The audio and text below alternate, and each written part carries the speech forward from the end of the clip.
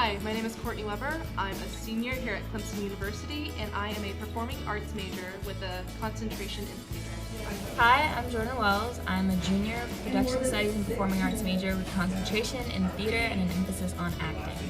I really love it. I don't know what else to do with my life. I've just kind of known ever since I auditioned for my first acting program in middle school that this was like what I wanted to do. This is my calling, and I'm super satisfied with it. I personally love being an arts major. I've known since I was about 6 years old that this is what I wanted to do, and I tried other things throughout school, but nothing ever quite hit me the same way. There's nothing that I wanted to stick with the same way that I wanted to stick with theater.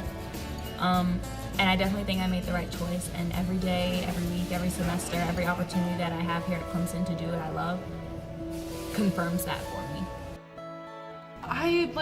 It kind of sucks sometimes because people are like, super harsh about it. Like, really? That's what you're gonna do with your life? Oh my gosh, so sorry. You're gonna have to marry well, like as if you have to be a trophy or something, which is not true. I feel like if art's what you want, then do it. Like, don't let anyone talk you out of what you want out of life. No one can tell you how to be yourself. No one can tell you what your definition of happiness is. So you shouldn't let it bother you. As far as the stereotypes of the unsuccessful arts major, I mean, they're stereotypes.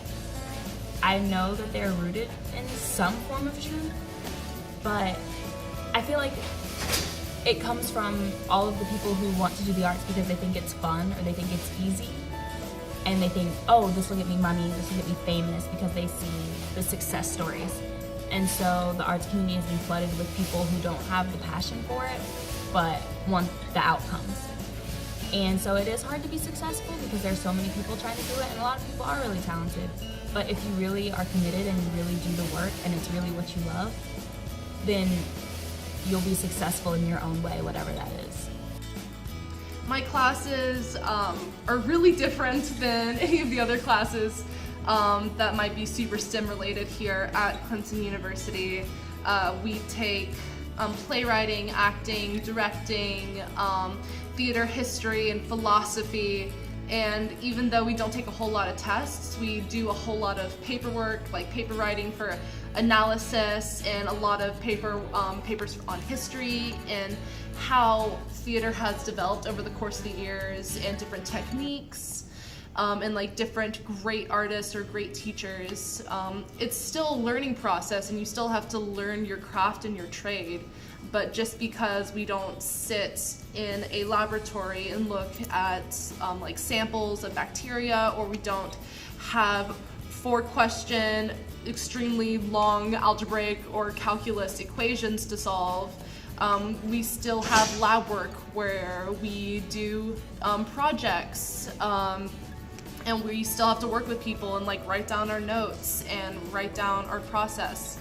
So in some ways, they are really similar to the other majors, kind of like core work, but at the same time.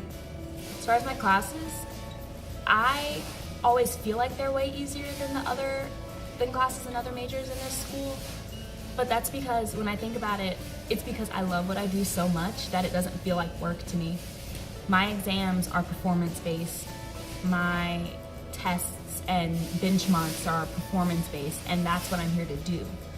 So it'd be weird to go in my acting class and have a sit-down writing exam, because that's not what it's about. Do I have classes in my major where there are sit-down writing exams? Yes, and those are the more theory-based classes, the history-based classes, where I'm learning how theater got to be what it is, which is also very important, because you can't just do this without knowing what it's about.